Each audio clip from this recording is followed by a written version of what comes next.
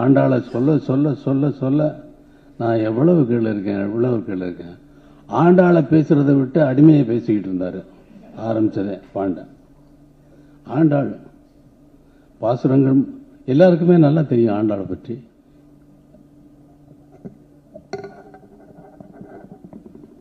இந்த விழாவில் கலந்து கொள்ள வந்திருக்கும் மாண்புமிகு அமைச்சர் நிர்மலா சீதாராமன் அவர்களுக்கு என்னுடைய வணக்கம்.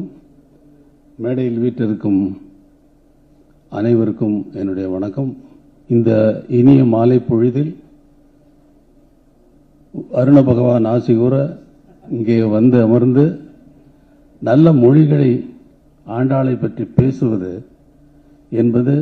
என்பதற்காக நீங்கள் வந்திருக்கிறீர்கள், கேட்பதற்காக வந்திருக்கிறீர்கள். நானும் அது போலத்தான் வந்திருக்கிறேன். தவிர எனக்கு தமிழ் இலக்கியத்திலேயோ தமிழிலேயோ அவ்வளவு மொழி அறிவோ இலக்கிய அறிவோ எதுவும் கிடையாது என்பது உங்களுக்கு நன்றாக தெரியும். என்னுடைய வேலை என்னவென்றும் உங்களுக்கு நன்றாக தெரியும். நான் முதல்ல ஒரு கிராமத்திலிருந்து இங்க வரேன். முதல் ஒரு படத்துக்கு இசையமைக்கிறேன். அந்த படம் பேக்ரவுண்ட் ஸ்கோருக்காக வருது. வரும்பொழுது ஃபர்ஸ்ட் ரீல்ல ஓடுது. ஃபர்ஸ்ட் ரீல்ல கதாநாயகியை அறிமுகப்படுத்துறாங்க. அறிமுகப்படுத்துறப்ப அவ ஒரு டூரிங் தியேட்டர்ல ஒரு படம் பார்க்கிறா. அந்த படத்துல ஆண்டாளுடைய டான்ஸ் போயிட்டு இருக்கு. ஆண்டாள் பாட்டை அது வேற ஒரு படத்துல எடுத்த காட்சிய அங்க டூரிங் தியேட்டர்ல படமா தானே ஓடும். அதை பார்க்கிறா. அப்புறம் ஆண்டாளை பார்த்து இவ மெய்மறந்து அவளோட கலக்கிற மாதிரியான ஒரு உணர்வை தூண்டுற மாதிரி போகுது. இது ஆண்டாள பாட்டு ஏற்கனவே ரெக்கார்ட் பண்ண சாங் அந்த படத்துல போயிட்டு இருந்தாலும் ஒரு போர்ஷன் பாட்டே இல்லாம சைலண்டா போகுது. அதுக்கு நான் மியூசிக் போடணும். அப்போ ஏடா சைலண்டா போகுது, இதுல என்ன பண்றது அப்படின்னு பார்த்து தேடி பிடிச்சு போட்டு நாம் ஃபர்ஸ்ட் ரீல்லையே போட்டது சிற்றஞ்சிறுகாலே வந்துன்னை சேவித்து பொற்றாமரையடிய போற்றும் பொருள்களாய் பெற்றம் மெய்த்துண்ணும் குலத்தில் பிறந்து நீக்கு உற்ற ஏவல் எங்களை கொள்ளாமல் போகாது. உனக்கு நாங்க பணி செஞ்சது இல்லையா, அந்த ஏவல் எங்களை காக்காமல் போகாது என்ற அர்த்தத்தை அடங்கிய அந்த பாடலுக்கு நான் இசையமைத்து அது பாட வைத்து படத்துக்கு சிங் பண்ணி ஒவ்வொரு ஷாட்டுக்கும் மேட்ச் ஆகிற மாதிரி பண்ணணும். ஸோ ஃபர்ஸ்ட் படத்திலேயே எனக்கு ஆண்டாள் அருள் புரிஞ்சிட்டா அப்படிங்கிறது.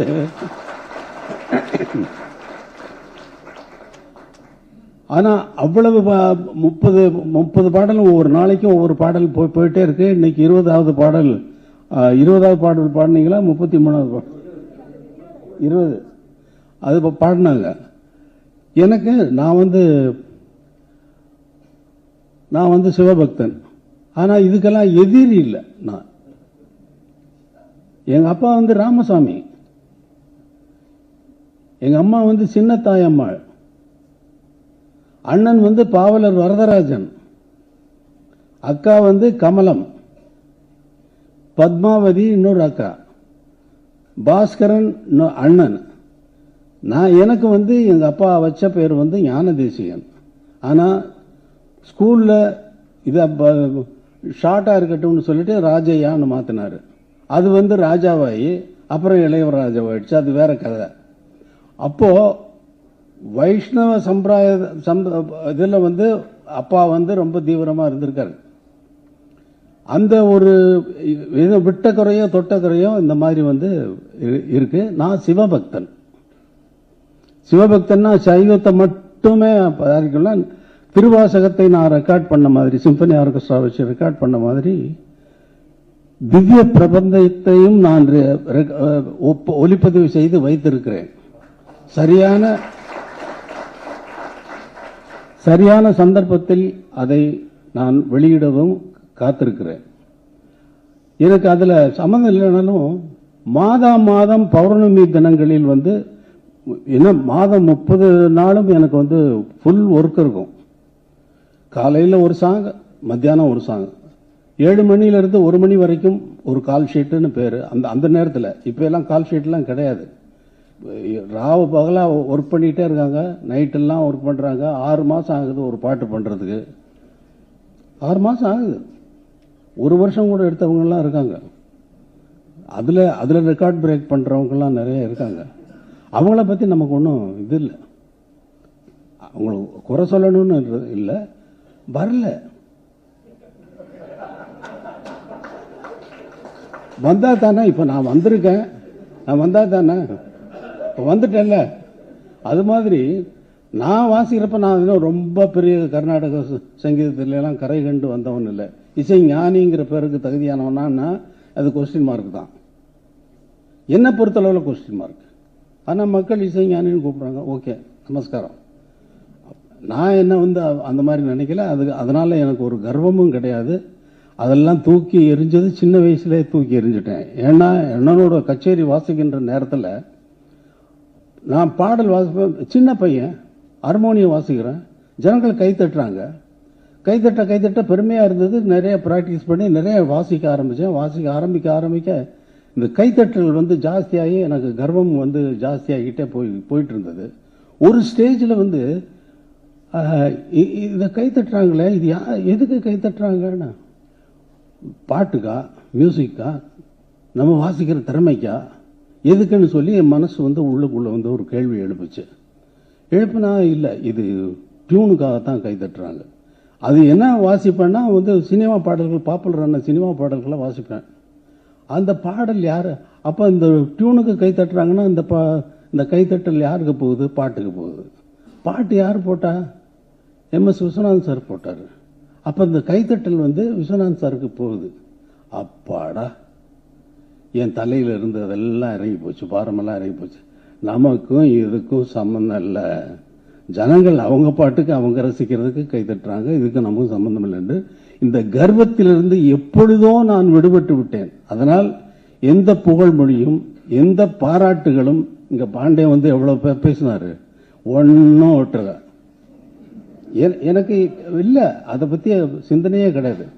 நான் வந்து சிவபக்தன் என்று சொன்ன மாதிரி என்னுடைய வேலை வந்து காலையில் 4 மணியிலிருந்து தொடங்கும். ஒரு நாளைக்கு 2 பாடல்கள் ரெக்கார்ட் பண்ணுவேன். சில நாட்கள் 3 பாடல்கள் ரெக்கார்ட் பண்ணியிருக்கேன். ஒரே நாளையில் 3 தினங்களில் 3 படங்களுக்கு பின்னணி இசையை அமைத்திருக்கிறேன். இது என்னுடைய திறமையை சொல்வதற்காக அல்ல, அவங்களுக்கு நெருக்கடி. தீபாவளியில் ஒரு 4 படம் ரிலீஸ் ஆகுதுன்னா 4 படமும் நாங்கள் எங்களுக்கு பேக்ரவுண்ட் நீங்கள் சீக்கிரமாக முடிச்சு கொடுத்தா தான் நாங்கள் பிரிண்டில் எல்லாம் மிக்சிங் எல்லாம் முடிச்சு எல்லாம் ரிலீஸ் பண்ண முடியும். 3 ப்ரொடியூசர்ஸ் நிற்கிறாங்க, 5-6 பேர் நிற்பாங்க. ஆனால் 3 படங்களுக்கு கண்டிப்பாக பண்ணியே தீர வேண்டும் என்ற ஒரு கட்டாயம் ஏற்பட்ட நேரத்தில் 3 ரெக்கார்டிங் தியேட்டர்களில் புக் பண்ண, 3 ஆர்கெஸ்ட்ராவுகளுக்கு இன்ஃபார்ம் பண்ண, 3 கண்டக்டர். ஃபர்ஸ்ட் தியேட்டரில் காலையில் 7 மணிக்கு போயிட்டு ஒரு ரீலை பார்த்துட்டு மியூசிக் கம்போஸ் பண்ணி ஒரு 10 நிமிஷம் தான் கம்போஸ் பண்ண, அடுத்த 10 நிமிஷத்தில் மியூசிக் எழுதிட்டு நானே வந்து மியூசிக்கை எப்படி வாசிக்கிறது அப்படிங்கிறதையும் அவங்களுக்கு ரிஹர்சல் பண்ணிட்டு, இந்த மியூசிக்கை வந்து பிக்சரோட சிங்க் பண்ணி நான் கண்டக்டருக்கு வந்து காட்டுவேன். அது மியூசிக் எழுதுறப்ப வாசிக்கிறப்ப கரெக்டாக இருப்பாங்க, டைரக்டர்லாம் பக்கத்தில் இருப்பாங்க. வந்து கரெக்டாக வந்து அந்த மியூசிக் வந்து அவங்க ஷார்ட் சேஞ்ச் ஓவர் வந்த உடனே கரெக்டாக அந்த சேஞ்ச் ஓவர் அந்த மியூசிக் அங்கே போய் அப்படி உட்காரும். உட்கார்ந்த உடனே சார் எப்படி சார் இதே மாதிரி ஒரு ரீலை கம்போஸ் பண்ணி அவரை கண்டக்டரை வந்து அவரை கண்டக்ட் பண்ணி எனக்கு தப்பு இல்லாமல் கண்டக்ட் பண்ணி காட்டணும். அவர் காட்டினதுக்கு அப்புறமா அவர் நீங்கள் டேக் போங்க அப்படின்னு சொல்லிட்டு அடுத்த தியேட்டர், அதே மாதிரி அடுத்த தியேட்டர். ஒரு நாளைக்கு வந்து 12 ரீல் முடியும். ஒரு படத்துக்கு வந்து 14 ரீல் இருக்கும். இந்த 14 ரீல ஒரு நாளைக்கு 12 ரீல்னா 3 படத்துக்கு முன்னாங்க 12. அந்த மாதிரி கணக்கில் 3 தினங்களில் 3 படங்களுக்கு பின்னணி இசை அமைத்தவர்கள் உலகிலேயே யாரும் கிடையாது, உலகத்திலேயே கிடையாது. 3 தீபாவளிக்கு 3 கணக்கு பண்ணிக்கோங்க. அந்த மாதிரி அப்படிப்பட்டவன் இந்த ஓய்வுக்காக வந்து என்ன பண்ணுவேன்னா, பௌர்ணமி தினங்களை மட்டும் தேர்ந்தெடுத்து கொண்டு, பௌர்ணமி தினத்தில் கோடிசாமின்னு ஒருத்தர் பெரியவர் இருந்தார். அவர் யாரும் உபதேசம் பண்றதில்ல, அவர் தனியாக உட்காந்துருப்பார். அவரை போய் தரிசிச்சுட்டு வரணும்னு சொல்லிட்டு வேற யார்ட்டையும் போகணும். அவர்கிட்ட போய் பார்த்துட்டு, அப்புறம் மாயம்மான்னு கன்னியாகுமரியில் கடற்கரையிலே சுத்திக்கிட்டே இருப்பாங்க, பித்து பிடிச்சவங்க மாதிரி. அவங்களையும் போய் தரிசிச்சுட்டு அதுக்கப்புறம் திருவண்ணாமலை பௌர்ணமி தினத்தன்று திருவண்ணாமலை கிரிவலம் போறப்ப நான் போறது காட்டுப்பாதையில் தான் போவேன். சாதாரணமா இப்ப போற பாதையில் போறதில்லை. போக ஆரம்பித்தது 20 வருடங்களுக்கும் மேலாக இந்த காட்டுப்பாதையில் ஒவ்வொரு மாதமும் தவறாமல் நான் காட்டுப்பாதையில் கண்ணாடிகளை நல்லா உடைச்சு போட்டு பாதையில போட்டா, வரிசையா போட்டா எப்படி இருக்கும், மலர்களை தூவி இப்பொழுதெல்லாம் வரவேற்கிறார்கள் இல்லையா நடக்கிற பாதையில, கண்ணாடியில நடக்கிற மாதிரி இருக்கும். காலில் நான் வெறுங்காலில் தான் நடப்பேன். திருவண்ணாமலையில போனேன்னா வெறுங்காலில் நடக்கும் பொழுது அது நன்றாக குத்தும். ஆஹா ஆஹா என்று சொல்லிக்கொண்டே மலையெல்லாம் சுத்திட்டு வரப்போ அடியண்ணாமலை கோவில் இருந்தது. அடியண்ணாமலை கோவிலில் நான் உட்கார்ந்து கொஞ்ச நேரம் இருந்து விட்டு போவது வழக்கம். அங்கே மாணிக்க வாசகர் தங்கி இருந்து எழுதிய திருவெம்பாவை எழுதிய அந்த இடமும் அந்த குளமும் அந்த இடங்களையும் சுத்தி அவர் பாடின இடம் இது அப்படிங்கிற உணர்வு எனக்கு போவேன். அந்த கோயிலுக்குள்ள போயிட்டாலே அந்த சிவபெருமான பார்க்கிறப்ப அந்த சிவலிங்கத்தை பார்க்கும் பொழுது உணர்வு சொல்ல முடியாத உணர்வு, அமைதி என்னை ஆட்கொள்ளும். அங்க ஒருத்தர் இருக்க மாட்டாங்க, நான் மட்டும் இருப்பேன். இப்ப என் கூட வந்தவங்க பக்கத்தில் இருப்பாங்க. இந்த ஒரு தடவை மலையை சுத்திட்டு வரும் பொழுது அங்க ஒரு 5 மணிக்கு உட்காந்துருக்கேன். கோயிலில் திறந்து விட்டாங்க. சிவபெருமான், அந்த சிவலிங்கம், நான் வெறும் அமைதியா போயிட்டு இருக்கு. திடீர்னு ஒரு எண்ணம், இது ஞான சம்பந்தர் பாட்டை கேட்டிருக்கோம்ல அப்படின்னு ஒரு உணர்வு. அப்ப இந்த கல்லு கேட்டிருக்கோம், இந்த மண்டபம் கேட்டிருக்கோம், அப்ப மாணிக்க வாசகர் பாடினதை கேட்டிருக்கோம், சுந்தரர் பாடினதை கேட்டிருக்கோம் அப்படின்னு சொல்லி வரிசையா அடியார்களை பத்தி சிந்திக்குது. அந்த கல்லு கேட்டிருக்கேன், அந்த இடத்துல நம்ம உட்கார்ந்துருக்கோம் அப்படிங்கிற உணர்வு என்னை சொல்ல முடியாத ஒரு உணர்வுக்கு தள்ளிவிட்டது. இது நடந்து ஒரு மாதம் கழிந்து நான் வீட்டிலே அன்றைக்கு ரெக்கார்டிங் இல்லாமல் படுத்திருந்துட்டு அப்புறம் 4 மணிக்கு நான் எழுதுகிற மாதிரி இருந்தது. எழுந்த உடனே எனக்கு பாட கிடைத்த பரம்பொருளை அப்படின்னு ஒரு ஃப்ரேஸ் வந்தது. என்னடா ஏதோ வருது அப்படின்னு சொல்லிட்டு பேப்பர் எடுத்தேன். எழுதுனா 10 நிமிஷத்துல 10 பாடல்களை எழுதி விட்டேன். 10 பாடல்கள் வந்தது. நான் எழுதினேன் என்று சொல்வதில் அர்த்தமில்லை. உடனே பெரும் புலவர், உங்களுக்கு பாண்டிக்கு நல்லா தெரியும், பெரும் புலவர் நமச்சிவாயம் ஐயா அவர்களுக்கு போன் பண்ணி, ஐயா இந்த மாதிரி 2 நாள், அடுத்த நாளும் அதே மாதிரி இன்னொரு 10 பாடல்கள் வந்தது. நான் எழுதியிருக்கிறத நான் சொல்றேன், என்ன எழுதுனீங்க அப்படின்னு கேட்டார்.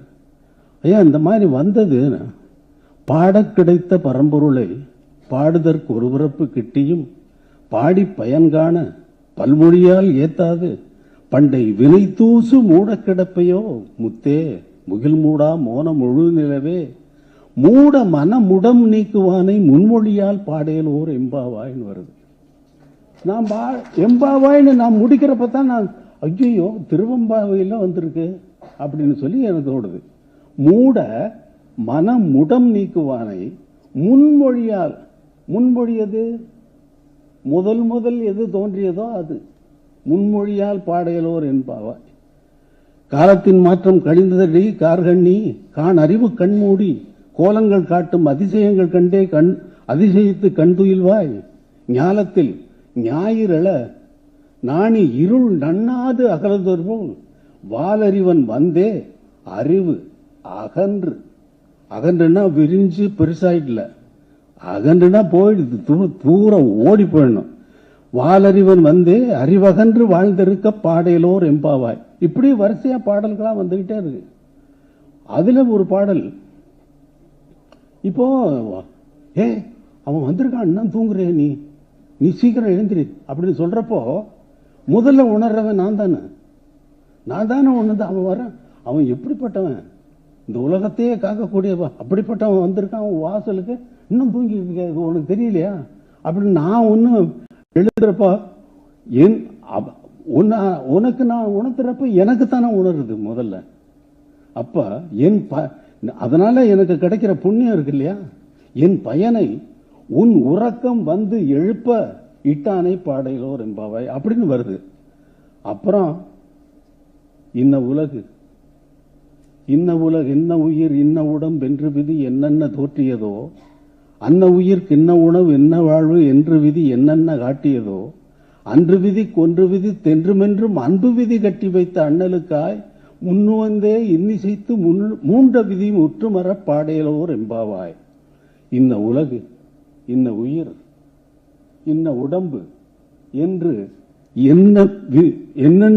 என்ன விதி தோற்றியதோ, அன்ன உயிர்க்கு இன்ன உணவு இன்ன வாழ்வு என்று விதி என்னென்ன காட்டியதோ, அன்று விதிக்கு அன்பு ஒன்று விதித்து அன்று விதி கொன்று விதி அன்பு விதி கட்டி வைத்த அண்ணலுக்காய் முன்னு வந்து இன்னிசைத்தே மூண்ட விதி முற்றுமர பாடையில் ஒரு எம்பாவாய் அப்படின்னு அப்படி வருது.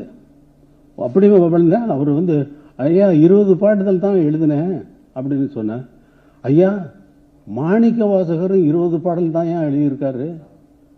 அப்புறம் வந்து அவர் திருப்பள்ளி எழுச்சி எழுதுனதுனால அதையும் சேர்த்து மார்கழி மாதத்துக்கு 30 நாளும் பாடுவாங்க. அப்ப நீங்க திருப்பள்ளி எழுச்சியும் எழுதிருங்க அப்படின்னாரு. அதுக்கப்புறம் அடுத்த நாள் 3வது நாள் திருப்பள்ளி எழுச்சி ஒரு 10 பாடல்கள் எழுதி திருவம்பாவைன்னு எழுதினேன். எனக்கு சம்பந்தம் இந்த விஷயத்தை நான் வந்து எங்கேயுமே சொன்னதில்லை. இத எங்கேயாவது நான் சொல்லியிருக்கேன், நான் இதை பத்தி நான் இந்த மாதிரி எல்லாம் எழுதியிருக்கேன் அப்படின்னு. நமக்கு இருக்கிற அறிவு ஏதோ ஒரு கொஞ்சம் கொடுத்துருக்கான். சரி, அதுல வந்து மியூசிக் கொஞ்சம் வருது, அதுல வண்டி ஓட்டிட்டு இருக்கோம். அதனால இந்த விழாவில் வந்து உட்கார்றதுக்கு கொஞ்சம் கூட சம்பந்தம் இல்லாம நான் வந்து உட்கார்ந்து இருக்கிறது பாண்டே பேச பேச பேச பேச பேச நான் வந்து பின்னாடி போயிட்டே இருக்கேன். ஐயோ ஆண்டாளை பத்தி ஒண்ணுமே தெரியாம நம்ம உட்கார்ந்துருக்கோம். இவரு இந்த பாண்டே இவ்வளவு பாடல்களை மனப்பாடம் பண்ணி வச்சிருக்காரு, இவ்வளவு பாடம் பண்ணியிருக்காரு அப்படின்னு சொல்லி எனக்கு ரொம்ப பெரிய ஆச்சரியமா இருந்தது.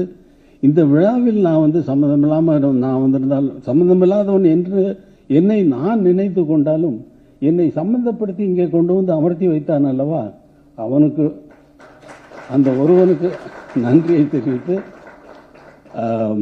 ஜெயசுந்தர் அவர்கள் இன்றைய தலைமுறைக்கு இது போய் சேருகின்ற முறையிலேயே அவருடைய எழுத்து இந்த புத்தகத்தில் அமைந்திருப்பது மிகவும் உத்தமமானது. இறைவனுடைய பரிபூரண அருள் இல்லை என்றால் இது நடக்கிற காரியம் அல்ல. இந்த நீண்ட ஆயுள் நிறை செல்வம் ஓங்கு புகழ் மெஞ்ஞானம் பற்றி நீடூழி வாழ ஜெயசுந்தர் அவர்களை மனமாற வாழ்த்துகிறேன். அவர் வந்த அந்த பாரம்பரியம், அந்த வழி அவருடைய புண்ணியம், முன்னோர்கள் செய்த புண்ணியம் அவருக்கு வந்து சேர்ந்திருக்கிறது. என்றும் நீடூழி வாழ வாழ்த்துகிறேன். நன்றி, வணக்கம். குட் ஈவினிங், எல்லோருக்கும் வணக்கம். நான் கடந்த சில நாட்களா ஒரு 2-3 வாரமா ஒரு அரை மணி நேரத்துக்கு ஒருத்தர் நான் கிள்ளி பாத்துக்கிறேன். இதெல்லாம் நனவா கனவான்னு செக் பண்ணிக்கிறதுக்காக. பக்கத்துல இருந்து ஆண்டாள் நனவுதான் முன்னாடி போன்னு ரொம்ப நாளா சொல்லிட்டே இருக்கா, இன்னமும் சொல்லிட்டே இருக்கா. நம்ம மல்லிதா புக் ரிலீஸ்க்கு வந்திருக்க honourable finance minister of corporate affairs sir, நம்ம மேம் வந்து one of the most powerful woman in the world லிஸ்ட்ல வந்திருக்காங்க. Already she is one of the most powerful woman in the world. Sir எடுத்துக்கிட்டா ஒரு ஊர்ல ஒரு ராஜா இருக்காரு. நேத்திக்கு என்னைக்கும் எங்க ஊர்ல அவர் தான் ராஜா. அன்புக்குரியாண்ணா, பாண்டியண்ணா, பத்ரினா, கேசவண்ணா, நான் வந்து ஒரு ரொம்ப ரொம்ப ஒரு பெரியவாச்சான் பிள்ளையோட கால் தூசிக்கு ஒரு தூசி ஒட்டிட்டு இருந்தா அந்த தூசிலே ஒரு தூசியா நான் ஒட்டிட்டு இருப்பேன். அந்த லெவல்ல தான் இருக்கேன். நம்ம எல்லாம் திருப்பாவை பத்தி எழுதலாமா அப்படின்னு யோசிக்கும் போது எழுதலாம் முன்னாடி போ அப்படின்னு நமக்கு எங்க இருந்தாவது இப்போ வந்து ஒரு வோட் ஆஃப் கான்பிடன்ஸ்ங்கிற மாதிரி கூட இல்லாம என்னோட ஆசீர்வாதம் உனக்கு இருக்கு முன்னாடி போன்னு ஆண்டாள் சொன்னது எப்படின்னா, எனக்கு ஃபர்ஸ்ட் டைம் கேசவண்ணா வந்து எஸ் நம்ம கொலாபரேட் பண்ணலாம் ஒரு ப்ராஜெக்ட்ல அப்படின்னு சொன்னப்பதான் ஆண்டாள் நமக்கு பிளஸ் பண்ணிட்டா, நம்ம இதுல முன்னாடி போலாம் அப்படிங்கிற ஃபர்ஸ்ட் சோர்ஸ் ஆஃப் இதுவே அவர் தான் கொடுத்தாரு. பட் எங்க தாத்தா பித்துக்குளி முருகதாஸோட திருப்பாவை தான் நான் முத கேட்டேன். நானும் என் தங்க ரசிகா, இப்ப நாள்பாசனம் பாடினேன், என் தங்க ரசிகா, நாங்க 2 பேருமே வந்து பித்துக்குளி முருகதாஸோட பாட்டு தான் ஃபர்ஸ்ட் கேட்டு அந்த திருப்பாவை கேட்டு தான் நாங்க வளர்ந்தோம். அதுக்கப்புறம் அந்த இன்ஸ்பிரேஷன் கண்டினியூ பண்ணி ஒரு புக்கா இன்னைக்கு இவ்வளவு தூரம் வந்ததுக்கு எங்கெங்கெல்லாம் வந்து இது நம்ம பண்றோமே, நமக்கு இதுக்கு தகுதி இருக்கா, நமக்கு இதுக்கான ப்ராப்பரான ட்ரைனிங் இல்ல அப்படின்லாம் யோசிக்கிற போதெல்லாம் ஆண்டாள் வந்து 30 தப்பாமே நீ முன்னாடி போ, 30 தப்பான முன்னாடி போன்னு நம்ம சொல்லிட்டே இருந்தா.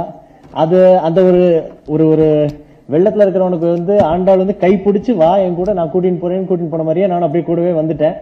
அந்த புக்கும் கடைசியில மால்யதாங்கிற பேர்ல உங்களுக்கு முன்னாடி பிரசன்ட் ஆயிருக்கு. வேற எதுவும் சொல்றதுக்கு இல்ல. ஆண்டாள் திருவடிகளே சரணம். தேங்க்யூ.